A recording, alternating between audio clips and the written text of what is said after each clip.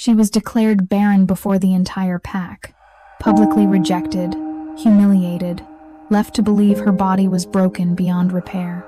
So when her former alpha sees her months later and laughs, "You got fat," she doesn't correct him.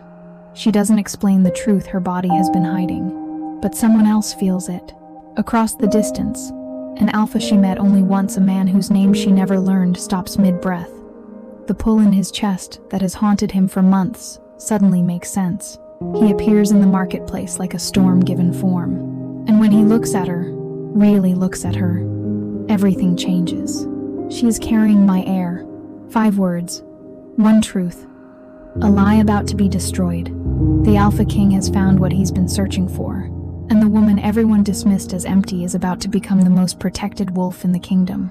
The bread dough resisted under Maybelle Bonner's hands. She pressed harder, folding the pale mass against the wooden counter, feeling the tension in her fingers mirror the tension in her chest. The kitchen was cold.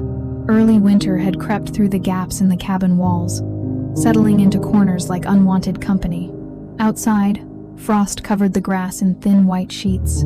The forest beyond her small clearing stood silent, bare branches reaching toward a gray sky that promised nothing. Maybelle worked the dough in steady rhythm. Push, fold, turn, push, fold, turn. Her body felt heavier these days. Not sick, not weak, just different. She had noticed it weeks ago. The way her skirt sat tighter around her waist, the way climbing the short hill to the well left her breathing harder than it should, the strange fullness in her abdomen that appeared without explanation. At first, she thought it was simply the result of isolation. Too much bread, too little movement. The body settling into stillness the way water settles into a forgotten bucket. But lately, the changes felt deliberate, purposeful. Her hand drifted from the dough to her stomach without permission. She pressed gently, feeling the slight curve there, the firmness that hadn't existed before. Nothing made sense. She pulled her hand away and returned to the bread.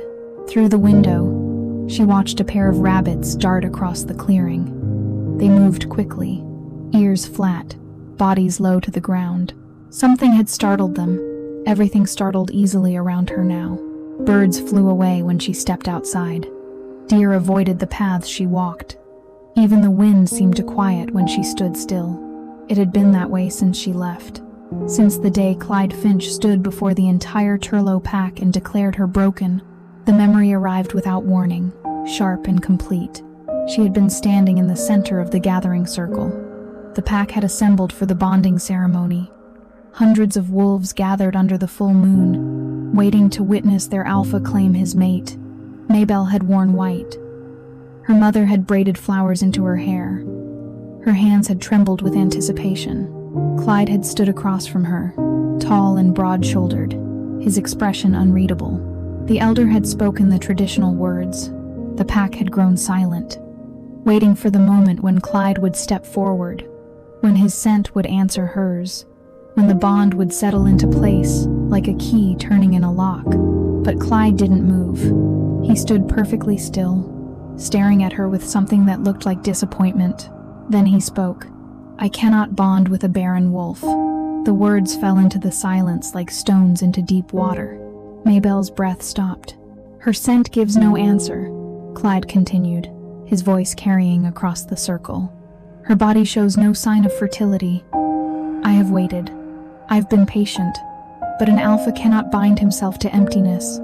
Murmurs rippled through the crowd. Maybelle's mother had gasped. Her father had stepped forward, mouth opening to argue. But the elder raised a hand. "Is this your decision?" the elder asked Clyde. "It is." "Then the bonding is dissolved before it begins." Maybelle had stood frozen, her white dress suddenly feeling like a costume, the flowers in her hair wilting under the weight of shame.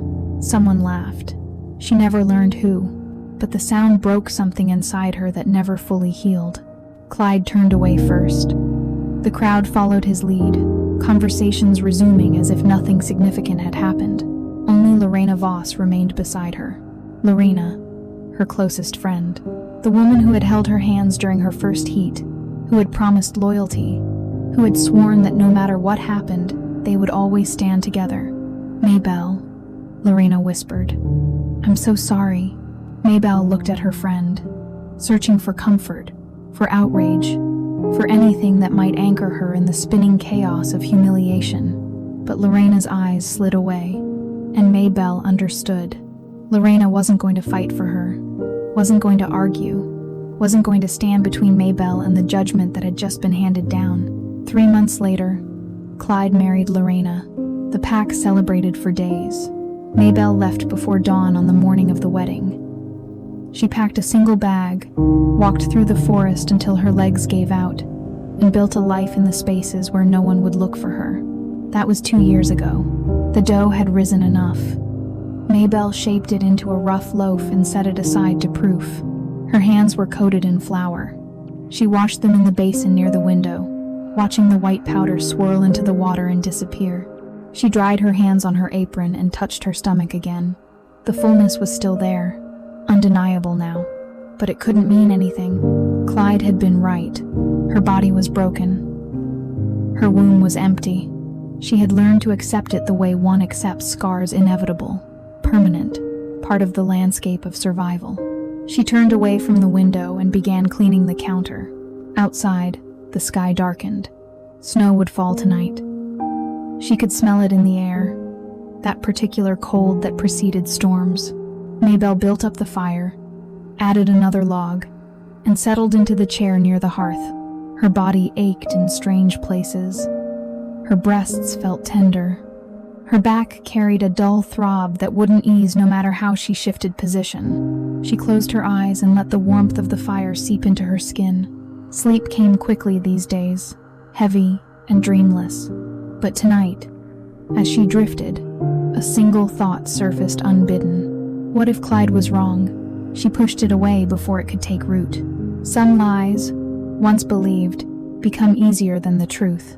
Hey, quick question. How are you feeling right now? Thank you so much for being here. It really means the world to me. If this story of Maybelle, the woman declared barren, who survived public humiliation and discovered her body was never broken, moved you, please hit that subscribe button for Ariel Romance Library, smash the like, and drop a comment telling me where you're watching from. It helps more than you know. Alright, thank you. Because trust me, this is just the beginning. The village nearest to Maybelle's cabin was called Doolin's Crossing. It sat at the intersection of 2 rivers, a small cluster of buildings that served the scattered packs living in the surrounding hills. Maybelle avoided it as much as possible, but winter demanded preparation, and her supplies had dwindled. She needed flour, salt, oil for her lamps, things she couldn't make or grow herself. She walked the 3 miles into town on a gray morning, her cloak pulled tight against the wind. The marketplace was busy. Wolves moved between stalls, bartering for goods, their voices blending into a low hum of commerce and gossip. Maybelle kept her head down. She moved quickly, gathering what she needed, speaking only when necessary. But she felt the stares. A woman at the vegetable stall glanced at her, then leaned toward her companion and whispered something. Both women looked away when Maybelle met their eyes. A man unloading crates paused mid-motion, his gaze tracking her across the square. His expression was unreadable, but his posture shifted, as if deciding whether she was worth acknowledging. She had learned to recognize pity. It wore the same face as judgment, softened only by a thin veneer of sympathy. At the general store, the clerk, a middle-aged wolf named Rufus McGraw, greeted her with polite distance. "Miss Bonner," he said, nodding. "What can I get you today?" She handed him her list. He read it without comment, then began gathering items from the shelves. As he worked, another customer entered. A younger woman, heavily pregnant, her hand resting protectively on her swollen belly. Rufus's entire demeanor changed. "Mrs. Haskins," he exclaimed warmly. "How are you feeling? Not long now, I'd imagine." The pregnant woman smiled. "Any day, Rufus. Any day. Your alpha must be beside himself with excitement." "He is. Won't let me lift anything heavier than a spoon." They laughed together, easy and comfortable. Maybelle stood at the counter, invisible. Rufus finished gathering her items, wrapped them quickly, and quoted a price. She paid in silence and left before the conversation could resume. Outside, the wind had picked up. Snow flurries danced through the air, melting as soon as they touched the ground. Maybelle walked toward the edge of the marketplace, her bag heavy against her side. A voice stopped her. "Maybelle Bonner." She turned. A woman stood a few feet away. Clara Doolin, the healer's daughter. They had been acquaintances once, back when Maybelle still lived with the Turlough pack. Clara's expression was cautious, her scent neutral. "Clara," Maybelle said quietly, "I heard you were living out near the ridge." "I am. Alone." "Yes." Clara studied her for a moment, her gaze drifting briefly to Maybelle's midsection before returning to her face. "You look well," Clara said carefully. "Different, but well." Maybelle didn't respond. "Have you seen a healer recently?" Clara asked. The question landed like a stone. "No," Maybelle said flatly. "You should. Even if you feel fine, it's good to—" "I'm fine." The words came out sharper than intended. Clara raised her hand slightly, a gesture of retreat. "Of course. I didn't mean to overstep." Maybelle softened, ashamed of her own defensiveness. "I appreciate the concern, but I don't need a healer." Clara nodded slowly. "If you change your mind, my mother still practices. She'd see you. No judgment." "Thank you." They stood in awkward silence for a moment before Clara offered a small smile and walked away. Maybelle watched her go, then turned and headed toward the road that would take her home. The walk back felt longer than usual. Her legs ached. Her breath came short. The bag that had felt manageable in the village now pulled at her shoulder with relentless weight. She stopped halfway home to rest, sitting on a fallen log near the path. The forest was quiet. Snow continued to fall, thicker now, clinging to branches and blanketing the ground in white. Maybelle pressed a hand to her abdomen again. The fullness had become impossible to ignore, but acknowledging it meant confronting the impossibility of it. She couldn't be pregnant.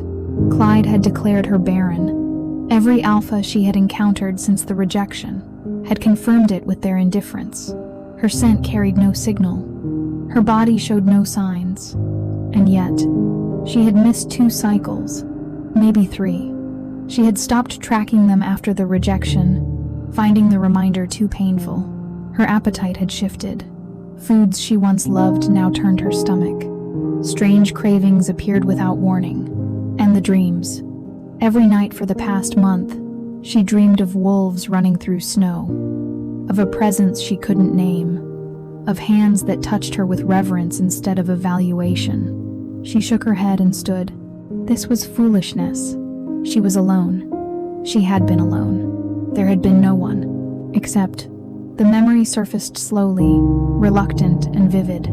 6 months ago, she had traveled further than usual to gather medicinal herbs that didn't grow near her cabin. The journey had taken her through unfamiliar territory, past packlands she didn't recognize. She had stopped at a small inn to rest for the night, and there, in the dim common room, she had met him, an alpha, quiet, controlled, his dominance so carefully restrained that she almost missed it. They hadn't exchanged names. They had shared a table, a conversation, a night that felt both impossible and inevitable. He had touched her like she mattered, like her body was something worth knowing instead of something worth judging. She had left before dawn, assuming it was meaningless, a single moment that would dissolve into memory and leave no mark. But now, walking through falling snow with her hand pressed against her stomach, Maybelle allowed herself to wonder, what if it had left a mark after all? 6 months earlier, the inn was small and unremarkable. 4 rooms above a common area that smelled of wood smoke and old ale. Maybelle had chosen it because it was cheap and because no one there knew her. She sat at a corner table, a bowl of stew cooling in front of her. The room was nearly empty. A few travelers occupied other tables, speaking in low voices, their attention focused inward. She felt the shift in the air before she saw him. Dominance moved like weather. You couldn't see it, but you could feel it. Pressure building, atmosphere changing. The door opened, and he stepped inside. tall, broad through the shoulders, dark hair that fell slightly too long, framing a face that was handsome in a way that felt dangerous. But what struck her most was the control. His power was there, unmistakable, but held so tightly that it barely rippled the air around him. Other wolves in the room glanced up, their instincts registering the presence of an alpha, but his restraint kept them from reacting fully. He moved to the bar, ordered something quietly, then turned and surveyed the room. His eyes found hers. Maybelle looked away immediately, her heart kicking against her ribs. She heard his footsteps approach. "May I sit?" His voice was low, steady. Not a command, a question. She looked up. He stood beside her table, waiting. She should have said no, should have kept her distance, should have remembered that alphas brought nothing but pain, but something in his expression stopped her. He didn't look at her the way Clyde had, didn't assess or evaluate. He simply waited, as if her answer actually mattered. "Yes," she said quietly. He sat across from her, setting his drink on the table. They didn't speak immediately. He studied her face, not invasively, but with a curiosity that felt genuine. "You're traveling alone?" he asked. "I am. That's brave. It's necessary." He nodded, as if understanding the weight behind the words. "What brings you this far from home?" "Herbs," she said. "I needed specific plants. They don't grow near where I live." "You're a healer?" "Not formally, but I know enough to take care of myself. That's more than most." Silence settled between them again, but it wasn't uncomfortable. Maybelle picked at her stew, suddenly aware of how long it had been since she sat across from someone who didn't look at her with judgment. "What about you?" she asked. "Are you traveling?" "Always," he said simply. "For work?" "Something like that." He didn't elaborate, and she didn't push. They talked in fragments throughout the evening. Small observations, shared complaints about the weather, stories that revealed nothing significant but created a sense of familiarity. When the room began to empty, he stood. "I should let you rest," he said. Maybelle felt a strange pull in her chest. Not attraction, exactly. Something deeper, something that felt like recognition. "You could stay," she said before she could stop herself. He looked at her carefully. "Are you sure?" She wasn't, but she nodded anyway. They went upstairs together. The room was small. A narrow bed. A single window overlooking the dark street below. A lamp flickered on the bedside table, casting shadows across the walls. He closed the door behind them and turned to face her. For a long moment, they simply stood there, the space between them charged with possibility. Then he stepped forward. His hand rose slowly, giving her time to move away if she wanted. When she didn't, his fingers brushed her cheek, gentle and deliberate. "Tell me if you want me to stop," he said quietly. She didn't. He kissed her carefully, as if testing her response, as if waiting for permission to continue. She leaned into him, her hands finding his chest, feeling the heat of his skin through the fabric of his shirt. The kiss deepened. His hands moved to her waist, pulling her closer. She felt the restrained power in his body, the way he held himself back even as his instincts pushed him forward. He touched her like she was something precious, something that mattered. Not broken, not barren, just her. They moved to the bed slowly, shedding layers between kisses, between breaths that came faster and harder. His mouth traced the line of her throat, her collarbone, the curve of her shoulder. She arched against him, her body responding in ways she had forgotten were possible. When he finally moved inside her, the sensation was overwhelming. Not painful, not rough, just complete. He held her gaze as they moved together, his control slipping only in the smallest ways. A tightening of his jaw, a low sound in his throat, the way his fingers pressed harder against her hips. She felt something shift inside her, something ancient and undeniable. Her body answered his in a way it had never answered anyone else. Afterwards, they lay tangled together in the narrow bed, their breathing slowly returning to normal. His hand rested on her stomach, his thumb tracing lazy circles against her skin. "What's your name?" she asked quietly. He hesitated. "Does it matter?" "Maybe." "Then call me whatever you like." She turned to look at him. "You're not going to tell me?" "It's safer if I don't." "Safer for who?" "Both of us." She didn't understand, but she didn't argue. They fell asleep that way, his arm draped across her waist, his breath warm against her neck. When she woke in the morning, he was gone. No note, no explanation, just an empty space where his body had been, and the faint scent of him lingering on the sheets. Maybelle dressed quickly, gathered her things, and left the inn before anyone could ask questions. She walked back through the forest, convinced she would never see him again, convinced that whatever had happened was temporary, meaningless, a single night that would leave no lasting consequence. She was wrong. 3 months passed in slow, unremarkable succession. Winter deepened. Snow covered the forest in thick white silence. Maybelle kept to her cabin, venturing out only when necessary. The changes in her body continued. Her waist thickened. Her breasts grew tender and heavy. A strange tiredness settled over her, pulling her toward sleep at odd hours. She told herself it was the season. Winter always slowed her down, but deep in her bones, she knew the truth was something else. She avoided mirrors, avoided thinking too carefully about what her body was trying to tell her, because acknowledging it meant confronting the impossible. One morning, she woke to a new sensation, a flutter, deep in her abdomen, like the brush of wings against the inside of her skin. She lay perfectly still, one hand pressed against her stomach, waiting. It happened again. Gentle, undeniable movement. Maybelle sat up slowly. Her breath caught somewhere between her lungs and her throat. She pulled her nightdress up and looked down at her stomach. The curve was obvious now. No amount of denial could erase it. She was pregnant. The realization didn't arrive as shock. It settled over her like inevitability, like something she had known for months but refused to name. Her mind raced backward, counting weeks, counting moons, trying to pinpoint when it had happened. The night at the inn, the alpha with no name. One night, one encounter.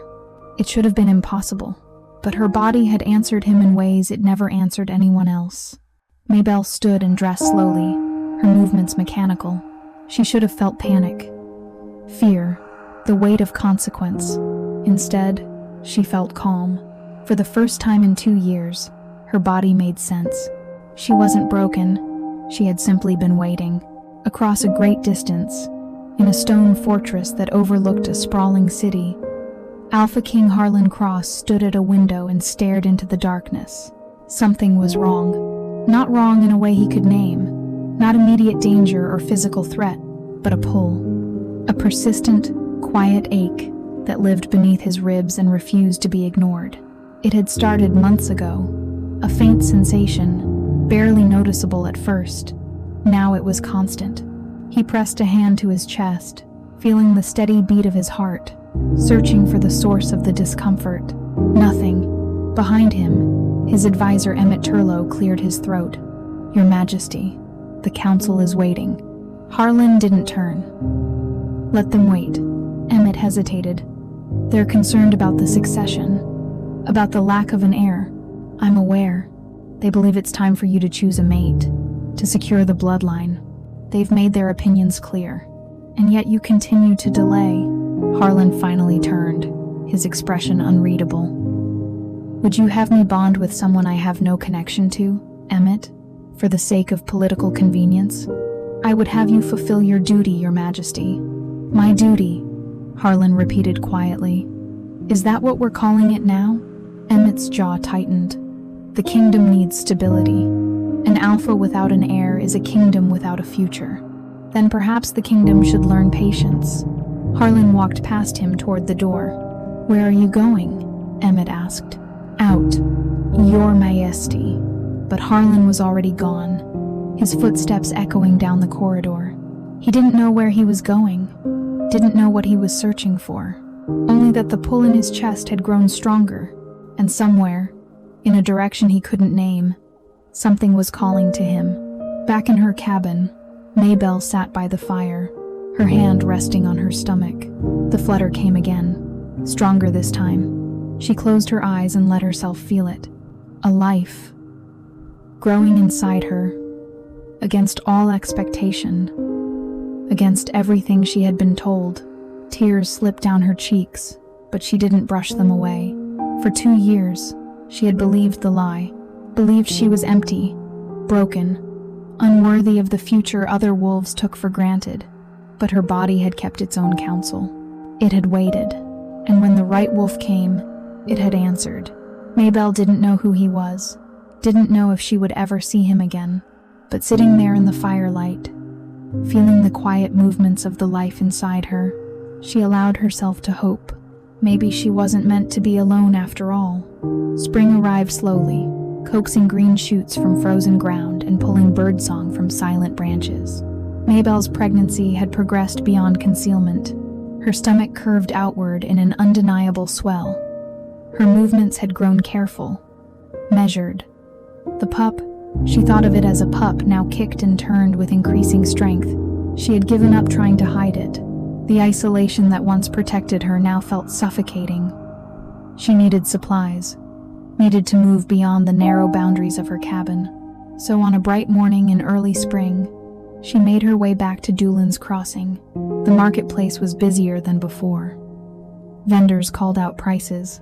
Children ran between stalls. The air smelled of fresh bread and new grass. Maybelle moved through the crowd carefully, her hand resting protectively on her stomach. She felt the stares immediately. Wolves stopped mid-conversation to watch her pass. Whispers followed in her wake. She ignored them and focused on gathering what she needed. At the fabric stall, she selected a length of soft cotton, thinking ahead to clothes she would need to make. The vendor, an older woman named Mabel Haskins, eyed her stomach with obvious curiosity. "When are you due?" Mabel asked. "Soon," Maybelle said quietly. "Your mate must be excited." Maybelle didn't respond. Mabel's expression shifted, pity replacing curiosity. "Well, you take care of yourself, dear." Maybelle paid and moved on. She was standing near the vegetable stall, examining a basket of early carrots, when she heard the voice. "Well, well, Maybelle Bonner." Her entire body went cold. She turned slowly. Clyde Finch stood a few feet away, Lorena at his side. He looked exactly as she remembered. Tall, confident, his expression carrying the same casual superiority that had once made her believe he was worth trusting. Lorena looked away the moment their eyes met. Clyde's gaze drifted to Maybelle's stomach. His eyebrows rose. "You got fat," he said loudly. Laughter rippled through the nearby crowd. Maybelle's breath stopped. Clyde grinned, clearly pleased with himself. I know rejection is hard, but I didn't think you'd let yourself go this much." More laughter. Lorena's face flushed, but she didn't speak. Maybelle stood frozen, her hand pressed against her stomach, feeling the sudden tension there. The pup kicked hard. Once, twice. Heat flooded through her body, protective, furious. She opened her mouth to respond, but no words came. Clyde stepped closer, his grin widening. "What's wrong? Nothing to say? You used to be so..." He stopped mid-sentence. His expression changed. The grin faded. His posture shifted. His head turned slightly, as if listening to something only he could hear. Around them, the marketplace began to quiet. Conversations stopped. Movement stilled. Wolves turned toward the road leading into the square, their bodies responding to something that hadn't yet arrived. Maybelle felt it too, pressure building in the air. A presence approaching. Clyde took a step back, his confidence evaporating. Lorena's eyes widened. The crowd parted without being told, and then he appeared, the alpha from the inn, the man with no name. He walked into the marketplace with the kind of controlled power that made grown wolves lower their heads instinctively. His gaze swept the square, cold and absolute, until it found Maybelle. Everything else fell away. He moved toward her with deliberate steps, the crowd scattering before him like leaves before wind. When he reached her, he stopped. His eyes dropped to her stomach. then back to her face. Recognition settled between them like a key turning in a lock. His expression shifted. Something ancient and undeniable moved through his features. He looked at Clyde. "You insulted her," he said quietly. It wasn't a question. Clyde opened his mouth, then closed it. His scent shifted toward fear. The alpha's attention returned to Maybelle. He stepped closer, his hand rising slowly. When it reached her stomach, he paused, waiting. She nodded. His palm pressed gently against the curve of her belly. The pup kicked immediately. His breath hitched. For a moment, the entire marketplace held its breath. Then he spoke, his voice carrying across the square with absolute authority. "She is carrying my heir." Silence. Complete. Total. Absolute. Maybelle's knees nearly gave out. The alpha's arm moved around her waist, steadying her. He looked at Clyde again, and this time his expression was cold enough to freeze bone. "What did you call her?" he asked softly. Clyde's face had gone pale. I didn't know. What did you call her?" "Fat," Clyde whispered. "I said she got fat." The alpha smiled, but there was no warmth in it. "Kneel," he said. Clyde's knees hit the ground before he could stop himself. Instinct, submission, the body responding to dominance it couldn't resist. Lorena dropped beside him immediately. The alpha looked at the crowd. "Does anyone else have something to say about the mother of my child?" No one moved. No one breathed. He turned back to Maybelle, his expression softening. "Are you hurt?" he asked quietly. She shook her head, unable to speak. "Good." His hand moved to her face, his thumb brushing away a tear she hadn't realized had fallen. "I've been looking for you." "You have?" she whispered. "Every day since I left that inn. But you didn't even know." "I knew," he interrupted gently. "I felt it. I just didn't understand what it meant until now." He looked at her stomach again, wonder replacing the cold authority.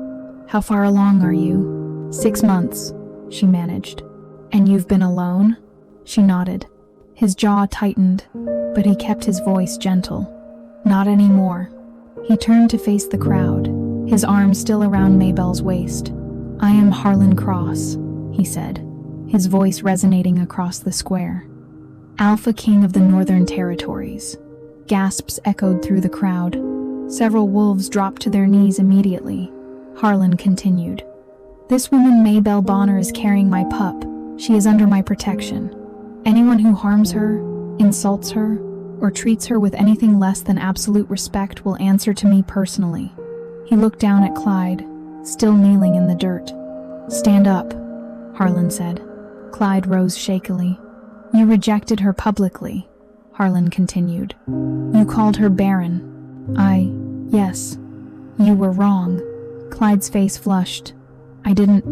"You were wrong," Harlan repeated, his voice dropping to something dangerous.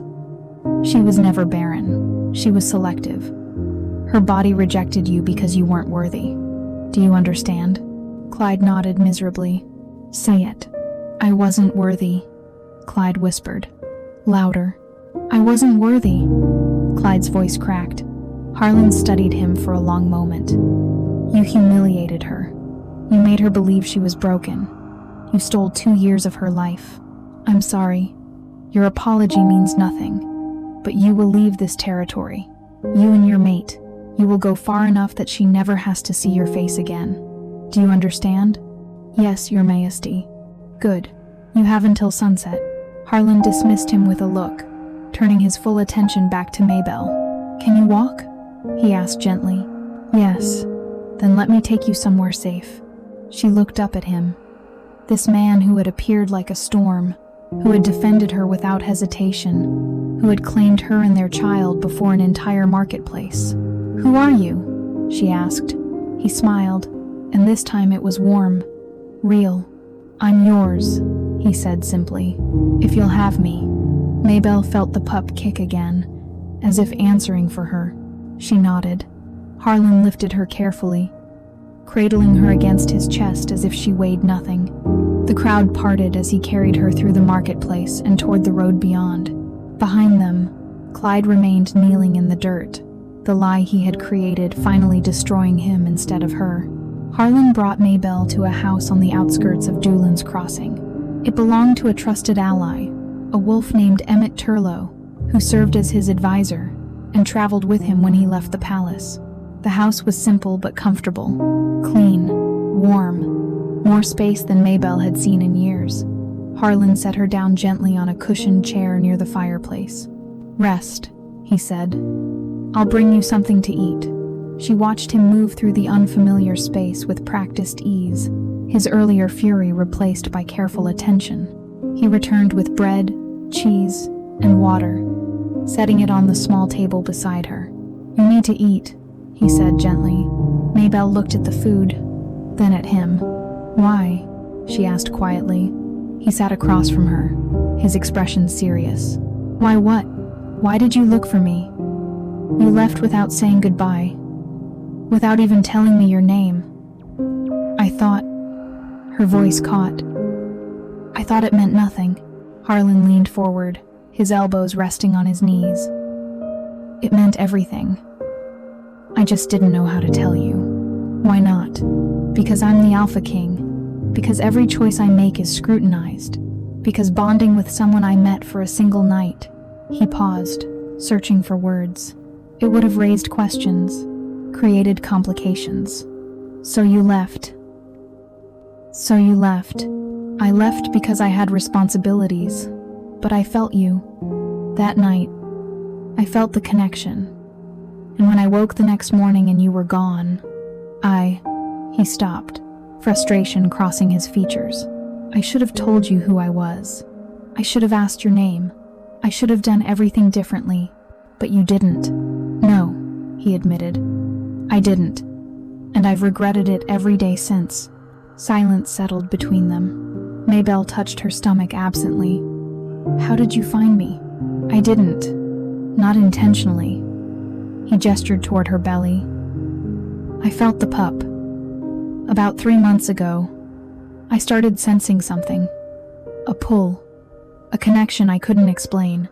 It drove me insane because I didn't understand what it meant. I searched everywhere, following instinct more than reason. And then today," his voice softened. "Today, when that bastard insulted you," the pup reacted. "I felt it across the distance. I felt your distress, their distress, and I knew exactly where you were." Maybelle's breath caught. "The pup called you?" "Our pup called me," he corrected gently. She looked down at her stomach, wonder replacing the confusion. "I didn't know that was possible. Neither did I. But the bloodline is strong. The bond is strong." He reached forward slowly, giving her time to refuse. When she didn't, his hand covered hers, where it rested on her belly. "This child is powerful, Maybelle. They connected us before they were even born." Tears welled in her eyes. "I thought I was broken. For 2 years, I believed I was barren, defective, unworthy of..." Her voice cracked. "Unworthy of everything." Harlan moved from his chair to kneel before her. He took both her hands in his. "Listen to me," he said firmly. "You were never broken. Your body did exactly what it was supposed to do. It rejected wolves who weren't worthy. It waited for the right one. How do you know? Because selective fertility is rare but not unheard of. Some wolves, especially those destined for powerful bonds, don't respond to just any alpha. Their bodies wait for the one they're meant for. It's not a defect. It's protection." Maybelle stared at him. "Clyde didn't know that. Clyde is an idiot who let his pride destroy something precious." Harlan's expression hardened. "He humiliated you because he couldn't accept that you didn't want him, that your body rejected him. He turned his failure into your shame. Everyone believed him. Because it was easier than questioning an alpha. Because packs follow power, not truth. But he was wrong, Maybelle. And now everyone knows it." She pulled one hand free and wiped at her eyes. "What happens now? That depends on you." "What do you mean?" "I can't force you to come with me. I can't demand that you accept me or the life I'm offering. You've spent 2 years believing you had no worth. I won't make choices for you now that you know you do. She looked at him carefully. But you want me to come with you? Yes. To the palace? Yes. To be what? Your mate? Your queen? To be the mother of my child, he said simply. Everything else can be decided together. Maybelle felt the pup kick hard, as if urging her toward an answer. She took a deep breath. I don't know how to be a queen. I don't know how to be a father, Harlan countered. We'll figure it out together. What if I'm not ready? Then we'll wait until you are. What if I never am? He smiled gently. Then I'll still protect you, still care for you, still make sure you and our child have everything you need.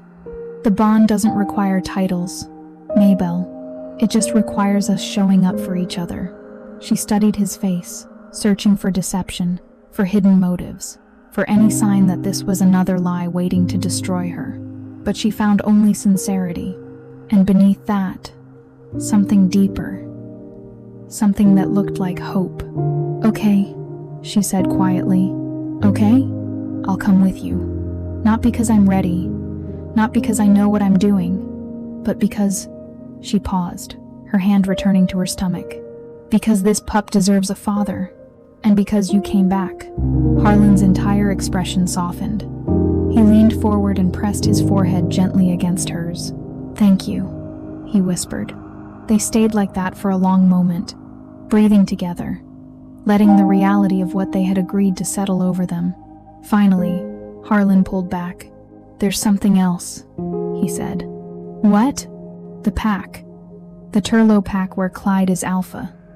They need to know the truth. Not just about you, about him. Maybelle tensed. What do you mean? He lied to them.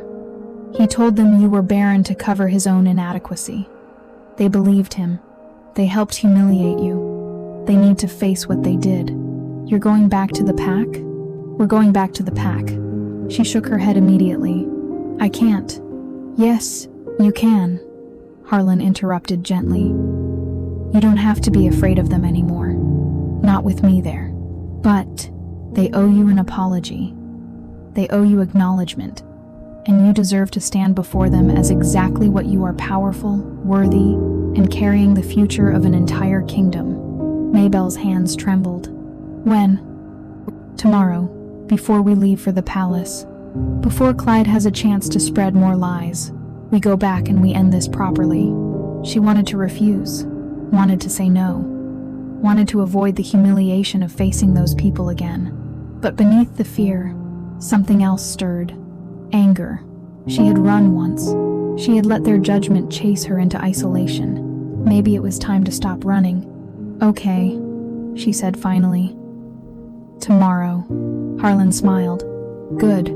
He stood and extended his hand. She took it, letting him pull her gently to her feet.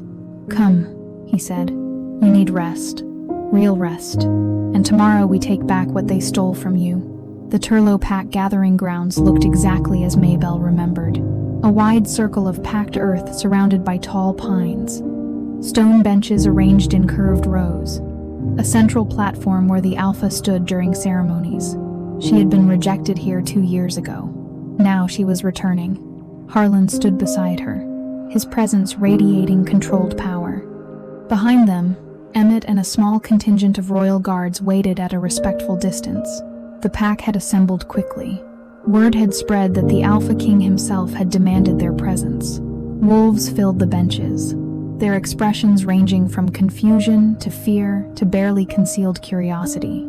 Clyde stood near the platform, his posture stiff. Lorena sat in the front row, her eyes downcast. The pack elder, an old wolf named Rufus McGraw, approached Harlan cautiously. Your Majesty, he said, bowing low. We are honored by your presence. Are you? Harlan asked coolly. Rufus hesitated. Of course, Your Majesty. Then perhaps you can explain why this pack allowed one of your own to be publicly humiliated based on a lie. Silence dropped over the gathering. Rufus's expression shifted. Your Majesty, I don't understand.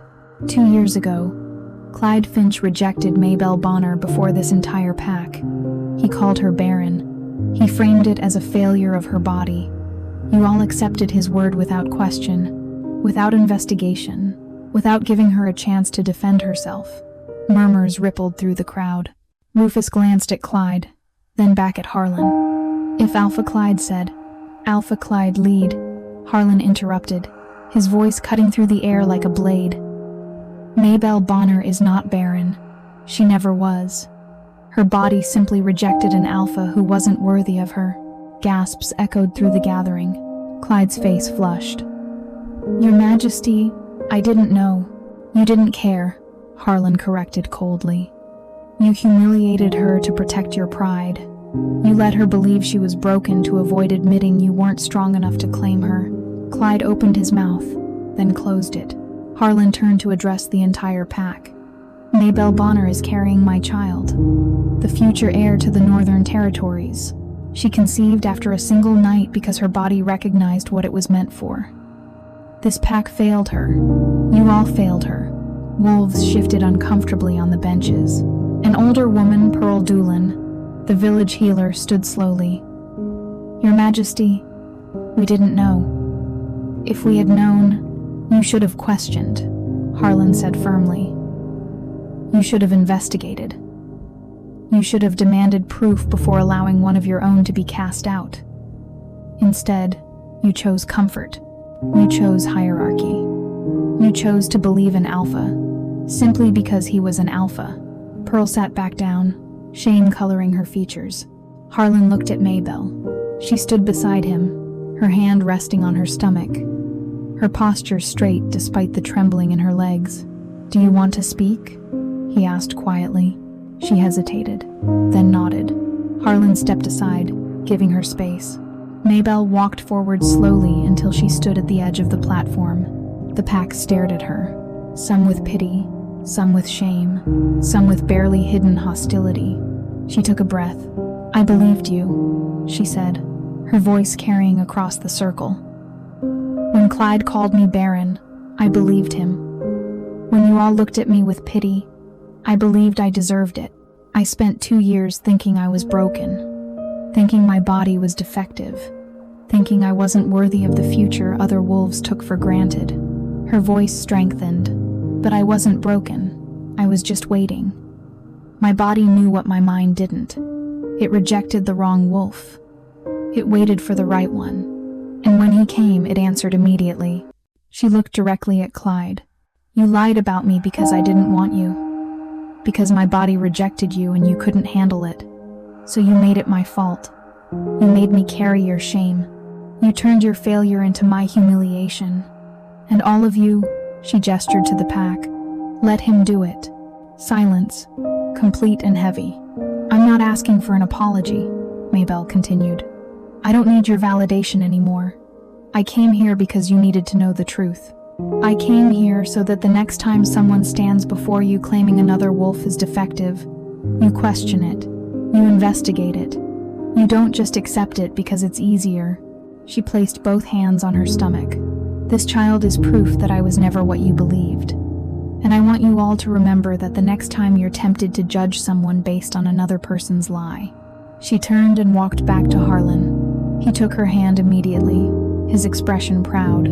Clyde Finch, Harlan said, his voice returning to the cold authority. Step forward. Clyde obeyed, his movements jerky with fear. You are stripped of your position as alpha of this pack, Harlan said. You will leave these territories by nightfall.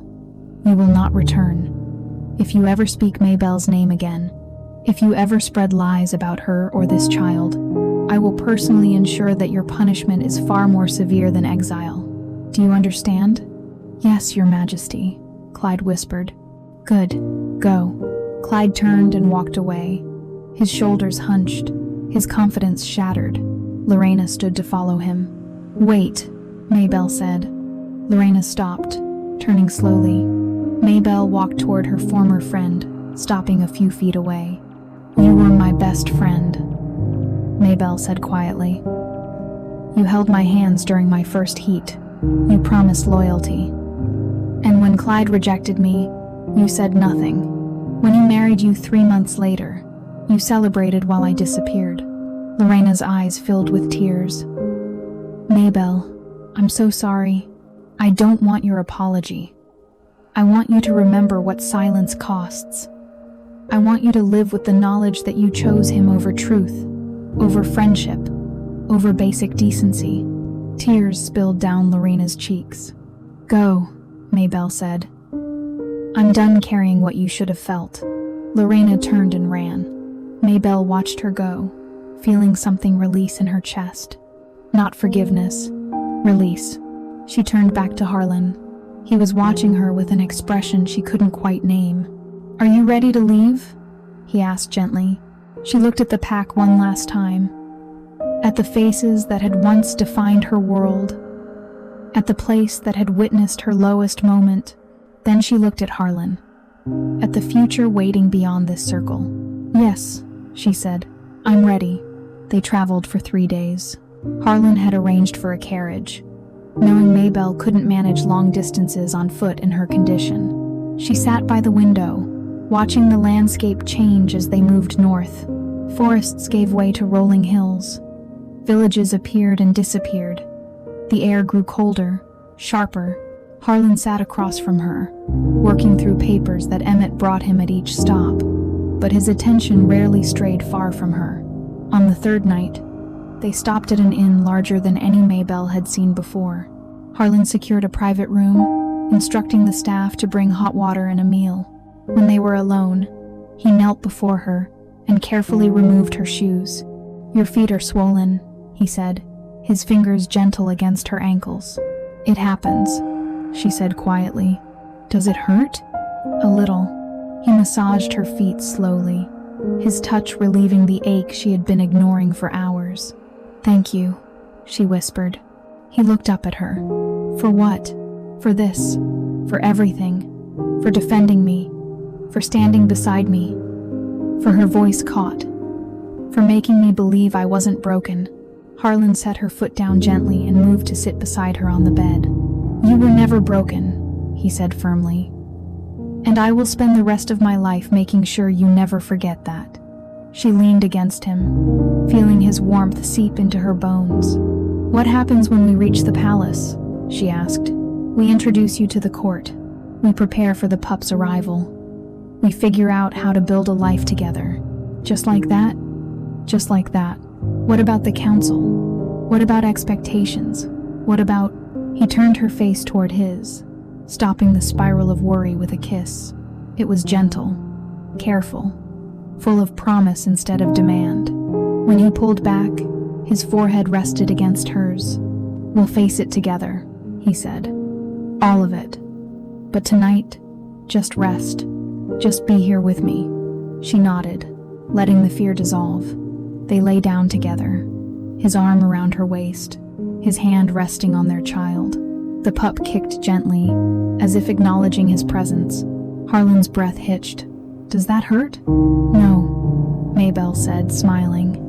It's just them saying hello. Hello, Harlan whispered against her stomach. The pup kicked again, harder this time. Maybelle laughed, the sound surprising both of them. They're strong, Harlan said, wonder in his voice. They're yours, Maybelle countered. Ours, he corrected. She turned in his arms, facing him fully. Are you scared? She asked. Terrified, he admitted. But not of being a father. Of failing you. Of not being what you need. Then we're even, she said softly. Because I'm terrified of the same thing. He kissed her forehead. Then we'll be terrified together. They fell asleep that way, tangled together in a bed that felt safer than any place Maybelle had ever known. The palace appeared on the horizon at midday. Massive stone walls rose against a pale sky. Towers stretched upward like fingers reaching for clouds. Banners bearing the royal crest snapped in the wind. Maybelle's breath caught. That's home? She whispered. That's home, Harlan confirmed. The gates opened as they approached. Guards bowed. Servants lined the courtyard. Harlan stepped out of the carriage first, then turned and offered Maybelle his hand. She took it, letting him help her down. The courtyard fell silent as she appeared. Every eye turned toward her rounded stomach, toward the proof of what everyone had been waiting for. An heir. Harlan kept her hand in his as he addressed the assembled crowd. "This is Maybelle Bonner," he said, his voice carrying across the stone. "She is the mother of my child. She is under my protection, and she will be treated with the respect and dignity she deserves. Anyone who questions this will answer to me." Silence. Then, slowly, the crowd began to bow. Maybelle stood beside him, her heart pounding, her body trembling. But she didn't run, didn't hide. She stood tall, one hand in Harlan's, the other resting on her stomach, and let herself be seen. Harlan leaned close. "Are you all right?" She looked at him, this man who had appeared like a storm, who had defended her without hesitation, who had given her back the future she thought was lost. "Yes," she said. "I'm all right." He smiled. "Good, because there's someone I want you to meet." He led her through the courtyard and into the palace. The interior was overwhelming. High ceilings, tapestries covering walls, chandeliers glittering with light. But Harlan moved through it with ease, guiding her gently until they reached a private chamber. An older woman waited inside. Silver hair, kind eyes, a presence that felt warm and welcoming. "Maybelle," Harlan said, "this is Deborah Cross, my mother, and the Dowager Queen." Deborah stepped forward, her gaze moving immediately to Maybelle's stomach. Then she smiled. "Welcome home, child," she said gently. "We've been waiting for you." Maybelle felt tears prick her eyes. Deborah opened her arms, and Maybelle, who had spent 2 years believing she had no place, no worth, no future, stepped into the embrace. "You're safe now," Deborah whispered. "You and your pup, you're safe." Maybelle closed her eyes and let herself believe it. The weeks that followed were a blur of preparation. Healers examined her. Seamstresses made clothes. Staff prepared a nursery. But through it all, Harlan remained constant. He attended every healer appointment, listened to every concern, made sure she never felt alone. One evening, as they sat together in their private chambers, Maybelle felt the pup move with unusual intensity. "I think it's time," she said quietly. Harlan's head snapped up. "Time? The pup, they're coming." He was on his feet immediately, calling for healers, for his mother, for anyone who could help. The birth was long, painful, exhausting, but when the cries finally filled the room, when the healer placed the tiny, wriggling pup in Maybelle's arms, everything else fell away. A girl, perfect, strong, her eyes already bright with awareness. Harlan knelt beside the bed, his hand trembling as he reached toward his daughter. "She's beautiful," he whispered. "She's ours," Maybelle said, tears streaming down her face. He leaned forward and kissed Maybelle gently. "Thank you," he said, "for her, for trusting me, for being here." "Thank you for finding me," she replied. They sat together, their daughter between them, and let the future they had built settle into place. 3 months later, Maybelle stood on a balcony overlooking the kingdom. Their daughter, named Lydia, after Harlan's grandmother, slept peacefully in her arms. Behind her, she heard Harlan approach. He wrapped his arms around her carefully, mindful of the child. "What are you thinking?" he asked. "That I almost missed this," she said quietly. "That if you hadn't found me, if you hadn't stood up for me, I would still be living in that cabin, believing I was broken." "You were never broken," he said firmly. "I know that now." "Good." They stood in comfortable silence, watching the sun set over the mountains. "Do you ever regret it?" Harlan asked. "Regret what?" "Leaving that night, not telling me your name." "All of it." Maybelle thought about it, about the isolation, the shame, the months of not knowing. Then she looked down at Lydia. "No," she said finally, "because it led us here, to this, to her, and I wouldn't change that for anything." Harlan kissed the top of her head. "Neither would I." Lydia stirred, her tiny hand reaching toward her father. Harlan took her gently, cradling her against his chest. "You're going to change the world, little one," he whispered. "But first, let's get you to bed." He carried her inside, Maybelle following, and as the door closed behind them, As the family they had built settled into their private chambers, Maybelle allowed herself to finally, fully believe. She wasn't broken. She never had been. She had just been waiting for the wolves who were meant to find her. And now that they had, nothing would ever take that away. If you want to know what happens next, how Maybelle rises as Luna Queen, how she faces the court's judgment, how Clyde's exile unfolds, and how their daughter grows into her destiny, subscribe to Ariel Romance Library. This is just the beginning of their story.